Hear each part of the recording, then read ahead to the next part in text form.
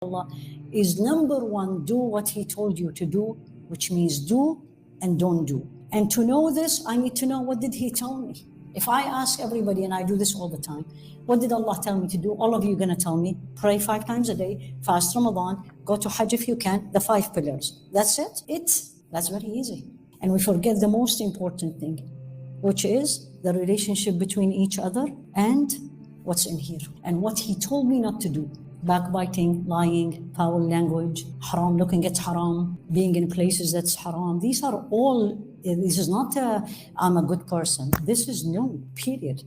So you want to get close to Allah, think of it, Allah is exalted, but just for us to make it easy, it's where the camera is in front of me, or where you are in front of me.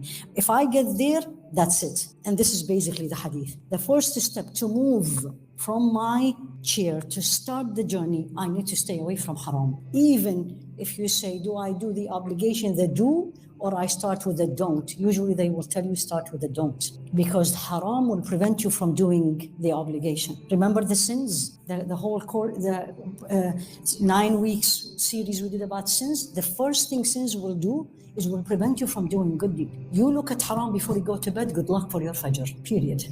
That's when people come to me and says, I have a very hard time waking up for fajr. First thing I say, what do you do before you go to bed? Then we'll talk about the alarm, and then we'll talk about whatever. But what did you look last before you went to bed, or heard, or said? So, ما تقرب إلي عبدي. The first thing, I'm going to start the journey. Move haram as much as you can that you have control over. Like it's your choice. Like it's my choice when I go to my social media, what I'm going to be looking at. It's my choice. There is some harams in the house, especially for us women. Maybe it is not completely in my hand. I need to work on this, but there is a lot that's in my hand. And then, وَلَا يَزَالُ عَبْدِي يَتَقَرَّبُ إِلَيَّ بِالنَّوَافِلِ. Now, there is no love next step without the extras. If you look at the sunnah as sunnah, then don't talk to me about the love of Allah. If maghrib will finish and you ran away out and you didn't do this 2 rak'ah that takes 2 minutes, 3 minutes, don't talk about the love of Allah. You're not there yet.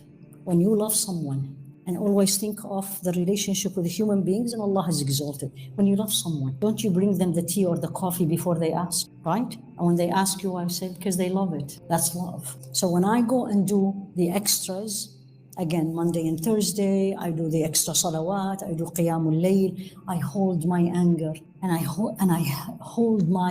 held my tongue, and I really am upset, but I'm not gonna do it, because that's not pleasing to Allah. You started the journey of love. Now you're in the second step. And this is not only in Ramadan, when the masjid is full and everybody is doing Taraweeh, and the day of Eid we're done. And the hadith says, وَلَا يَزَالُ عَبْدِي.